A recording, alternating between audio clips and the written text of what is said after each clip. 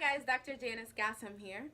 A question that many employees and organizational leaders may ask themselves is, how can I stop harassment? How can I stop racism within my organization?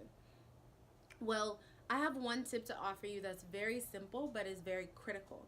So, if you have an organizational culture where racism, harassment of any sort is taking place and is festering, it's really, really important to emphasize to all of the employees that if you see something, say something. Like the MTA New York subway says, if you see something, say something. It's really, really important that if you overhear somebody in your company spewing negativity, spewing hate, spewing racism, and making comments that are inflammatory and negative in any way toward another employee or to anyone of a particular race, gender, sexual orientation, etc., that you nip it in the bud. What happens is a lot of us may hear a coworker or even a manager making racially disparaging comments about somebody from our race or another race, and because we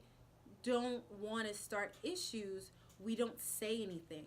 And what happens is when you overhear somebody saying something that is offensive, if you don't say anything, this allows the person to believe that what they're saying is okay and is correct. You know, it's really important to sort of check somebody who is making comments that are inflammatory. And this really starts with management. If management has a culture where these remarks and negative behavior is being tolerated, this will give employees the idea that this is okay and this is something that is not only acceptable in this company but just acceptable behavior all around. If you have a CEO that is making racially inflammatory or disparaging remarks, that lets you, first of all, that can damage the image of the company, obviously, but that makes you as an employee feel like the organizational leader and the organization doesn't value you. And also, you know, that the organization, this is how everybody in the company thinks and believes. So it's really important for you as an employee and also for management and organizational leaders to nip this in the bud and to encourage employees, if you hear something, say something. You know, kind of twisting the if you see something, say something. If you hear something, say something.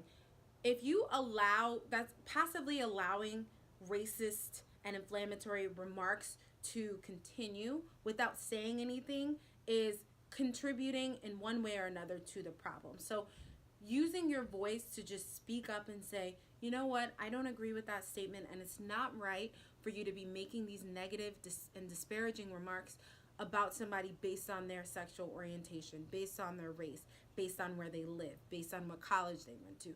You know, using your voice to speak up, using your voice to make an impact is such a crucial component of fostering a diverse and inclusive environment. See you guys in the next video.